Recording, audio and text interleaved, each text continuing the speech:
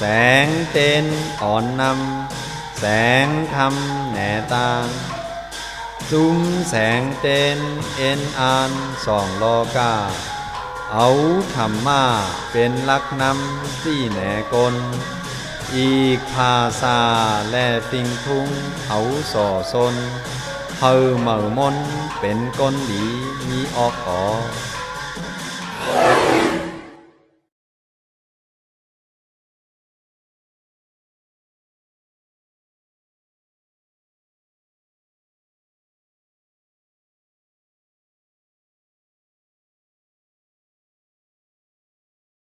ให้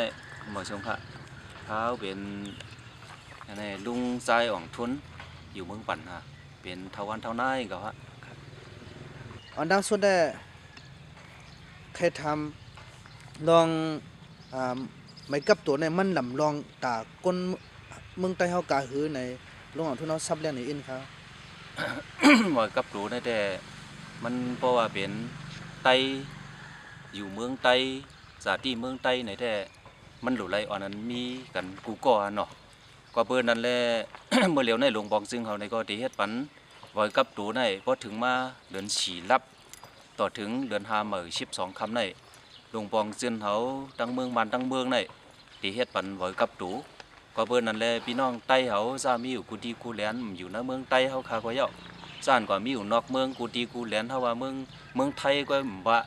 น่ากว่ามีเมืองกะลาฮือเมืองสิงคโปร์ฮือเมืองอังกฤษฮือในกูดีกูตั้งนั่น สังว่าเป็นว่าไต้อยู่ในแต่หลุไรมาปันชื่อเสียงลองว่าเขาเป็นไต้เหคือชื่อเสียงเขาพอแต่ไรปาเนอเสื้อคือไต้สลางในเมืองไต้ไหนนั่นแต่มันลำลองแต่ฮะถึงมาเรือนสีรับแลต่อถึงเรือน5มื้อ12ค่ำนั่นแต่มีกันเลยก็เย้าสังว่าไปมีไว้กับตูในนั่นแต่หลุไรอ่อนนั้นเสือชื่อเสียงหลุไรปาเนอเส้นหมายมันกูเวียงกูตีไหนกำในทำเส้นหมายอันว่าในก็เพราะว่าเฮาขาเป็นไต้ในก็หลุไรสว่าชื่อไต้ในนั่นฮะอันป่นมาในมันเปลี่ยนมาชื่อ หวังก็ในมันเปลี่ยนไต้อยู่ในเสตาในก็ลองเตียกเตียงเหเมียวแล้วแหละมันก็ว่ามันเปลี่ยนไต้ไหนมันเลยสว่าเส้นหมายมันลองว่ามันเปลี่ยนไต้ไหนมันยามมีมาในก็ลำลองแต่สังว่าเก็บเส้นหมายปอกในแต่เพราะว่าเฮาว่าเป็นไต้ในก็เฮาคาหลุไรชื่อว่าเฮาคาเป็นไต้ในนั่นฮะเนาะ สังว่าใครมาอ่อนตั้งเตียวอ่าเดินสีเมือในกว่าเพราะว่าในจึงจองได้เฮ็ดไรค่ะไล่ค่ะไล่อยู่ค่ะสังว่ามาตะเหลียวในขวัดมาตะเหลียวในเฮาค่ะมี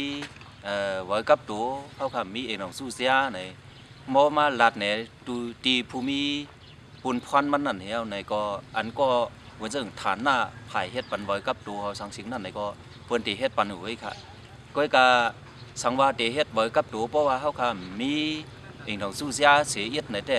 ได้ไล่กว่าลัดเนี่ยเหมือนจังเฮาว่าก้นหลวงปอก ก้นหลวงปอกในเขาได้เลยฮับทอกขามปันเฮาค่ะอ๋อลุงก็ในเด้มันอยู่ในปอกเฮาค่ะมันอยู่ในหวานเฮาค่ะอำมาเนาในเลยทอกขามเจ้านั่นแนวก็สองก้อยบ่ไรไว้ทอกขามอันนั้นเอาในสองก้อยกว่าก็ดีลุ่มอันเฮ็ดปันไว้กับตูในฮะอ๋อสังว่าคนใต้กูก็มาเฮ็ดไว้กับตัวเพราะว่าในสิ่งนี้มันเดี๋ยวได้ใส่ข้าวยำแต่เดี๋ยวได้ไว้กับตัวนั้น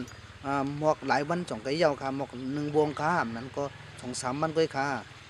นั่นแต่มีก็ดีอันก็มาเฮ็ดนำกี่นั่นค่ะสังว่าก้นมาเฮ็ดมันมีนำในนั่นแต่ที่ไรเอาข้าวยำอีดอ่อนสังว่าก้นเฮ็ดนั่นกี่ในได้มันป่นให้หมอก 4-5 วันฮะอ๋อครับเตเซียวไหลเว้ยอ๋อพองเฮ็ดไว้กับตัวนั่นใน1 ก้อนใน2 ไร่มีค่าใช้จ่ายนำค่ะมีค่ะกูบอกในแต่มือปานอสัวกำตั้งในแต่อ่านโหเฮงมันเสมกะอ่านโหหมื่นมันเจ้านั่นฮะเฮาก็เลยเฮ็ดไว้กับตูนี่ก้อยกะบอกในแต่พี่น้องก็เลยเสมว่าก็เลยเสมว่าเพราะว่าเป็นคนเมืองโฮมตุ่มกันเมืองมันในเพราะว่ามาเฮ็ดไว้กับตูในแต่เฮาคำหลู่ไรเองสังขะแต่ไรเองตากะหางถอดเฮาคานั่นอันเร็วเว้ยฮะต่างเมียวหลู่ไรเองสังหะกับตัวในป้มมีไหนพรสามันจ่องได้มีค่าอ๋อมีค่ะแห้งและมีค่าไหนเพราะว่าไว้กับตัวนี่มีในได้เฮาคาเป็นคนเมืองเหลอเฮาคาอยู่กันเลยในเฮาคาได้เป็นที่เป็นคนหายเมืองคนหายคือ มันจะเป็นเส้นนั้นฮะเฮาคาในที่เป็นก้นโต๊ะขายฮะก็เปิ้นนั่นแหละเพราะเฮาคาเป็นไต้ในก็เฮาคาหลุไหลป้าจื้อเสียงเซียนหมายในเมืองไต้ในสื่อคือไต้นั่นเฮาคาหลุไหลป้านั่นเนาะสังว่าป้าเฮดีในได้เป็นก้นโต๊ะขายในก็เฮาคาอยู่เมืองเลยในก็เฮาคาในมันเตรียมทนนั่นหั่นน่ะเฮาคาก็มีเมืองไทยในก็มันเตรียมทนคนเมืองไทยก็เจอคนเมืองไต้ก็เจอในที่เป็นเส้นนั้นฮะก็เปิ้นเส้นนั้นแหละไว้กับตัวในแต่มันถูกลิไลมีกันกูก่อนั่นฮะกำในหำแทงอันนึง ไว้กับตัวยามพองตะเหลียวไหนมันลำลองปุ่งหือในนั่นเพราะว่าเฮาคาเป็นไต้อยู่ในเพราะเฮาคาใส่ชื่อเสียงไต้ในเสียนไม้โหกวนไต้ในหำตีเก๋กว่าก็เปื้อเสื้อนั้นหนังหือโหกวนไต้เฮาคานั่นตีนำมานั่นในก็เป็นอันลำลองแท้ๆฮะ กำเนิดชุดไข่เฮอลุงใจของทุนเฮาตึกส่วนพี่น้องใต้เฮาอันอยู่นอกเมืองดังหมดจ้านไปมีไว้นั่นให้มาเฮ็ดไว้กันในแค่นดอลุงใจของทุนเฮาตึกส่วนปันพี่น้องใต้เฮากูก็ให้มาเฮ็ดไว้กันสิกำดิคะอันในแต่มันเป็นรองการลำลองอันหนึ่ง เมื่อปีกายเมื่อปีอ่อน2 ปีข้าวฮอดกว่าในเมืองไทยข้าวกว่าฮอดในเมืองไทยเขาก็ไล่กว่าลัดในพี่น้องสานกว่าเหตุการณ์อยู่ในเมืองไทยนั่นเมื่อเหลียวในวันเมืองเขาก็มันช่ำแหลบมาเอาเว้ยมันเหมือนกูปอกเอาฉีนเรียกเต็กเตียงกันแป้กินกันตั้งหยาบตั้งผึดเมี้ยวนั่นเมี้ยวในก็มันช่อยอมมาเย้าเขาหลุไล่ว่นตาได้เมื่อขึ้นเมืองไทยเขาเอาเว้ยในเมื่อปีอ่อนเช่นนั้นก็ข่าวว่าเช่นนั้นเผื่อถึงว่าปีกายมาในก็เขาอะไรกว่าแหลก็ดีกรุงเทพข้าฮอดกว่าเชียงใหม่ก็ฮอดกว่าเสียมกาซ้อมเหรียญอ่างคังเฮาแลตาต้อนเฮาเช่นใดก็ไล่ฮอดกว่าเฮาแลกว่าครบทบพี่น้องไต้เฮากำนำตั้งนำเฮาก็เขาเลยซับแรงแหน่ลองว่าวันเมืองเขาในมันแคมแล้วมันเหมือนกูปอเขาก็เบอร์เสื้อนั้นเลยพี่น้องไต้เฮาหรือไรอ่อนนั้นเมื่อขึ้นเมืองไต้เฮาไหนเขาอะไรกว่าชวนตุ่มอะไรกว่าสร้างล้างอะไรกว่าลาดแหน่มาเสื้อนั้นกำในซ้ำเมื่อเหลียวในห้ำอันเป็นหนูเมืองไต้เฮาขาในก็มันแคมแล้วมาเต้ๆว้าวๆในแลพี่น้องไต้เฮาสานมีอยู่กูตีกูตั้งนั่นจะว่าเมืองไทยก้อยกะอันกว่ามีเมืองไทยในแท้เฮากำนำในแท้มันมีตั้งหยับตั้งผืดแลอ่อนนั้นกว่าฮอดกว่าเมืองไทยอันซ่านกว่าฮอดเอาสิงคโปร์ว่ามาเลเซียว่า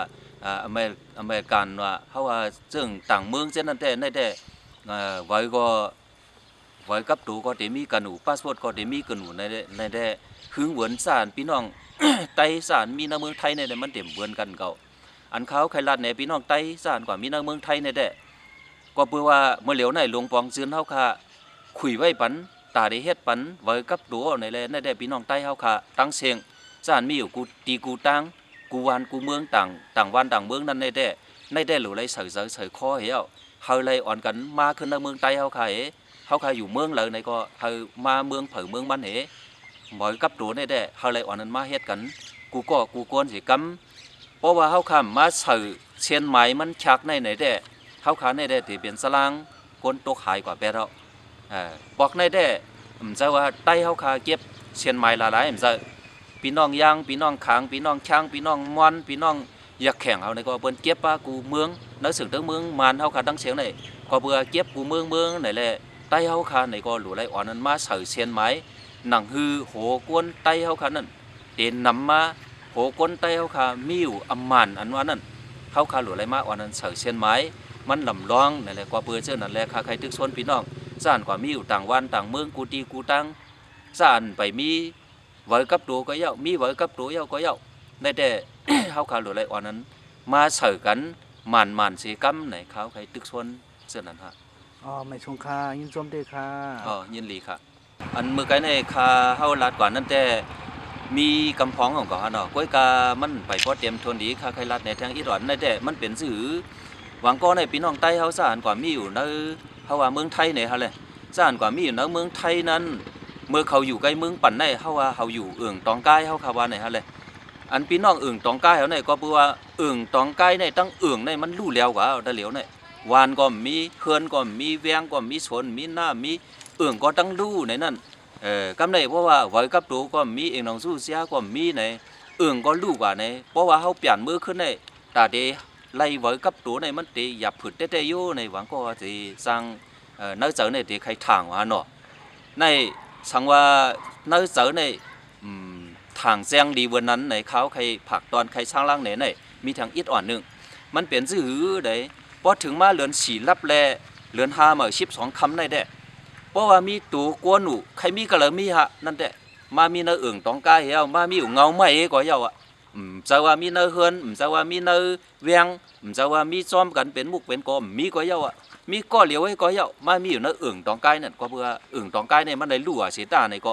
มามีอยู่เนอเอิ่งตองกายเพราะว่าเนอแกเหลือนสีรับแลเหลือน5มา12คำนั่นในแด้พอเฮาขาหู้ข่าวมันว่ามีกวนก่อหนึ่งกวน3ก่อกวน5ก่อมามีเงาไม้เนี่ยมีเฮือนมีเสียตาในก็อันซ่าอันมามีอยู่เงาไม้เจนั่นก่อไงก็เอา5ก็เอา10ก็เอาเฮาขาดเก็บปลาสลังเสียนไหมมันมดๆฮะก็เบิ่นนั่นแหละพี่น้องเขาตามหลวงไม่เจอเอียงสังว่าเฮาใครมือเสียนไหมเนี่ยเฮาป้าหลวงเองเราสู้เสียเฮาก็มีไว้กับตัวเฮาก็มีวานเฮาขาก็มีเฮาขาก็บ่รู้ในกูเขาป้าสลังไหลอยู่ในแต่ใหญ่ไม่เจอฮะดาวหลวงไม่เจอมันแต่ไรเป้าในเสียนไหมมันนั่นฮะเพราะว่าในเหลือนสีรับเลยเหลือน5มา12คำได้เป็นก้นย้อนก็เฮาเป็นก้นก็เฮาก้นหลีก็เฮาเป็นก้นนอกเมืองก็เฮาฮะเนาะเป็นก้นน้องเป็นก้นไทยเป็นก้นพลังก้นพลังเขาก้นเขก็เฮาก้นไทยมามีอยู่ในเงาไม้นั่นเฮาไข่เก็บปลามวดอ่ะก้อยกาตีหมายมันได้ก็ได้มันเจอก้นไตมันเจอก้นเมืองมันเป็นก้นไทยมันเป็นก้นเขมันเป็นก้นกล้าเนี่ยเฮาขาดที่ใส่ว่าป้าเนื้อเสียนหมายนั่นเฮาขาดที่ใส่ว่าป้าเจ้านั้นก็เปิดเจ้านั้นแหละเพราะว่าเนื้อแกเหลือนสีรับเลยเหลือน5มา12คำได้อันมีไว้ว่ามีมัดโป่งต่างว่ามีเองเราสู้เสียว่าเฮาขาวานเฮาขาลู่เวียงเฮาขาลู่วานเฮาขาลู่มีจังเฮ็ดอยู่ในเส้นนั้นได้ย้ายทางฮะย้ายทางละมันจะได้เปลี่ยนหมดฮะเส้นหมายเนี่ยเฮาขาดเก็บหมดอ่ะเนาะมีเฮินเยมีตีอยู่ที่เสาหังเสตาเนี่ยก็สลางในเฮาขาดเอาป้าหมดเอาในค่าเมื่อไกลในค่าลาดกว่าในมันไปเสรีในค่าใครลาดในแทงอีดอนบอกนั่นฮะ